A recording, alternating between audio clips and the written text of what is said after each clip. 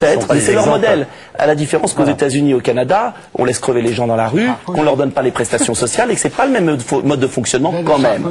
Pas du tout le même mode de fonctionnement du tout.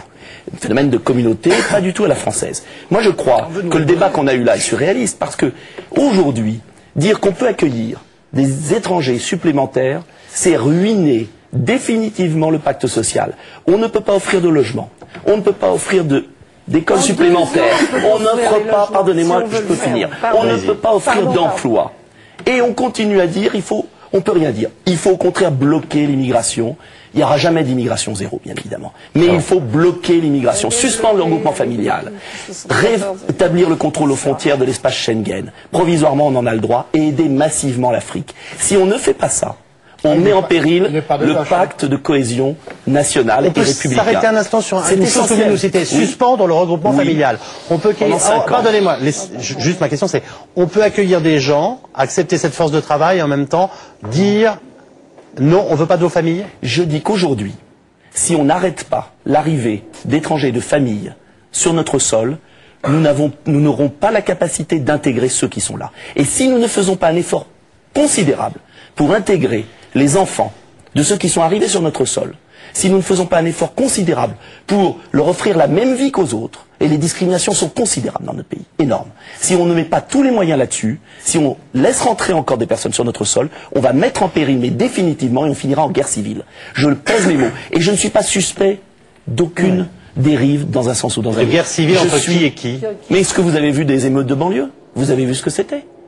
Vous avez vu qu'aujourd'hui, dans nos banlieues, il faut voir ce qui se passe. Aujourd'hui, je n'ai pas approuvé ce terme. Ce sont des enfants, pardonnez-moi, ce sont des enfants français, voilà, d'origine étrangère, qui n'ont pas de boulot, qui ont entre autres participé à ces émeutes. De l'échec scolaire et du manque de travail, du manque d'attention de notre société, qui sont en révolte, qui crient souvent quand on passe quelque part sale blanc, qui à l'inverse alimentent le racisme.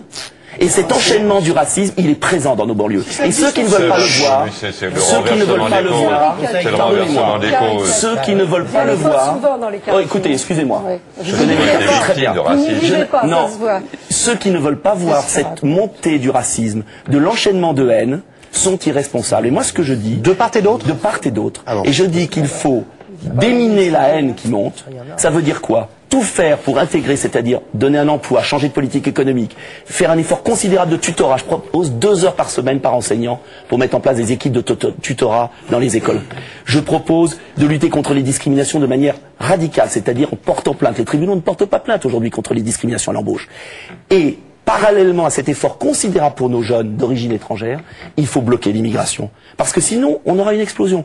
Mais bien évidemment, on ne pourra bloquer l'immigration. Mais le seul point sur lequel vous intervenez, si je vous ai bien compris, c'est le regroupement familial. Oui, parce que je dis qu'aujourd'hui, il faut stopper pendant un temps le regroupement familial. Je propose 5 ans de suspension, avec des cas dérogatoires bien sûr, mais il faut maintenant dire stop si on veut digérer l'immigration qui est arrivée sur notre sol. C'est tout. Louis Alliot. Ce n'est pas alimenter et copier quiconque. Louis Alliot, j'ai toujours entendu Jean-Marie Le Pen ou Marine Le Pen dire qu'il fallait être très ferme sur la notion d'immigration zéro. La question c'est comment on obtient ça, l'immigration zéro? Est-ce seulement possible? Je veux dire, comment on s'y prend pour bloquer des gens qui veulent rentrer dans un pays? Si vous avez été attentif, Jean-Marie Le Pen a dit l'autre jour que il y avait quelques exceptions. Il y a des secteurs d'activité où vous êtes bien obligé de faire appel à quelquefois des travailleurs étrangers. Ça devient de l'immigration choisie, là. C'est bien parce qu'on revient à ma question de mais attendez, mais le problème n'est pas celui-là. Aujourd'hui, il y a des vagues d'immigration, des immigrations qui arrivent de peu partout, qui fuient la misère de leur pays d'origine. Ils viennent chez nous non pas pour travailler, puisqu'il n'y a plus de travail. Alors ils risquent pas de venir travailler. Il y a 5 millions de chômeurs. Donc ils viennent grossir les rangs des chômeurs et des personnes qui sont à la charge de la société française. Et il faut les loger, et il faut éduquer les enfants, et il faut les soigner, etc., etc. Tout cela pèse sur les comptes de la nation. Je rappelle que c'est Dominique de Villepin qui, à une réunion du groupe UMP de l'Assemblée nationale, a dit que les déficits de la nation étaient dus pour une grosse partie à la non-maîtrise de l'immigration. C'est clair. Et petit à petit, si nous ne stoppons pas l'immigration,